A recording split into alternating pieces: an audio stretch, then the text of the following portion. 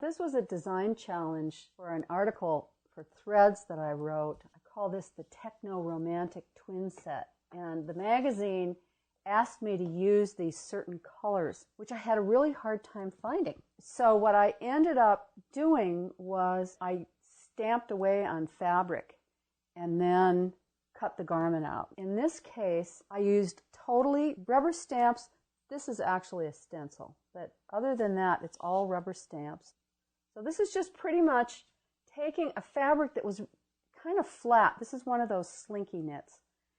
And I wanted it to pop. I wanted it to be a little more unusual. So I totally stamped the fabric, and then I used the pieces of fabric for the garment. And I actually dyed the stripes so that everything kind of worked together. It was started black and white. See, more you'll find stripes and polka dots. But I look for these fabrics. I love them. Here's the little shell that goes underneath. So this is a combination of stenciling, little stencils I cut myself, but overlaid with rubber stamps. Rubber stamps. Rubber stamps. And then just little bits of fabric sewed on. And the jacket, so this would have been just like a square stamp, stamp, stamp underneath to kind of create a little texture, and then stamping on top of it.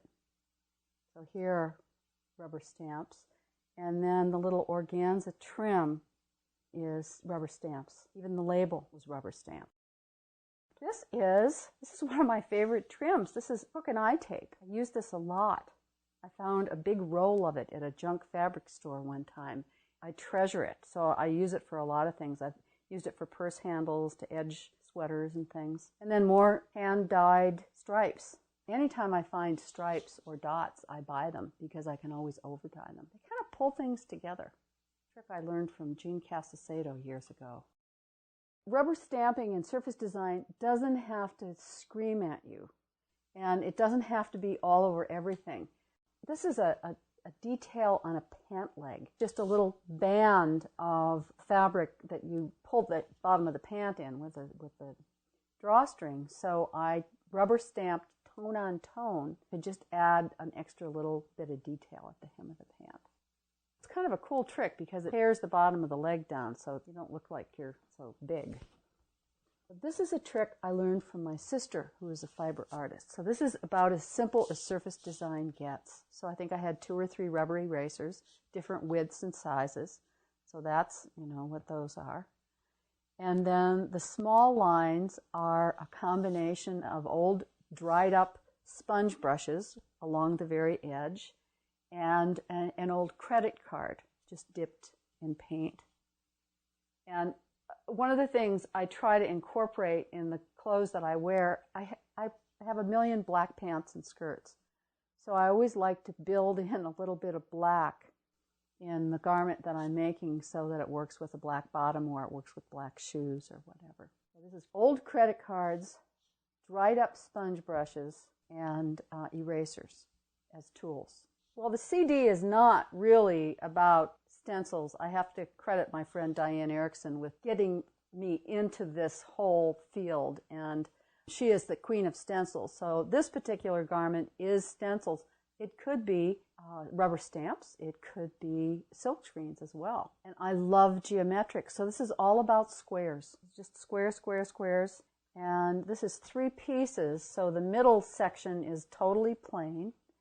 And I particularly love a fabric like this that's not perfect. So this almost looks hand-dyed. The binding's been decorated. And I take my outtakes, my little mistakes, my little trial and errors, and I've appliqued them on top. This is a sample for a Vogue pattern. And this is stencils as well. So these are stencils I cut, but it could be silkscreens, it could be rubber stamps where you get the same effect.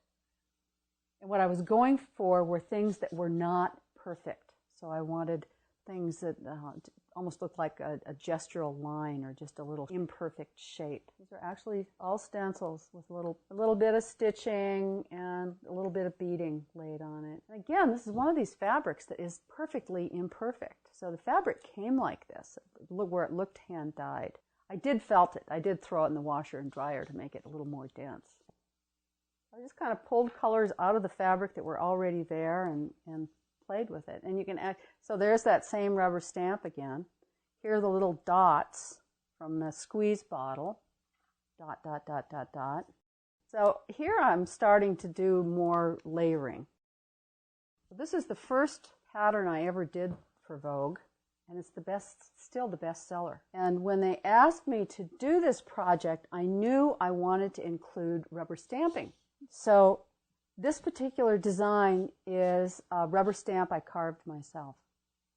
And it's tricky to stamp with metallic on velvet. And this was around the same time I had been to Italy. And so I'm really intrigued by Fortuny. He took a lot of his secrets to the grave with him. So how do they do that? How do they get that nice, wonderful look of metallic on velvet? It's so rich and beautiful. The secret I discovered is it's kind of like painting your nails. You want to put 2 thin layers on rather than 1 thick one. So the trick is to stamp it twice and get the registry really clean. I had to practice. There's a slightly flawed version. Oh well, it's handmade. And then at the hem, this was a stencil. Now if I were to do it today, I would make a silk screen. And actually I have found that out about the way they do things in Italy is they have big silk screen setups. And when they apply the paint, it's a thick layer. It totally flattens out the velvet. And I used, there's a store in San Francisco where I can get really beautiful vintage old trims, the ribbonry in San Francisco. And so the trims on it are vintage. And it was really challenging to be able to lay this trim on in a straight line. The magic ingredient is steamacine, which I'm now using for many, many other things. So this was one of my first introductions. It was miraculous. Press it on there and it stayed and I could sew it in a straight line.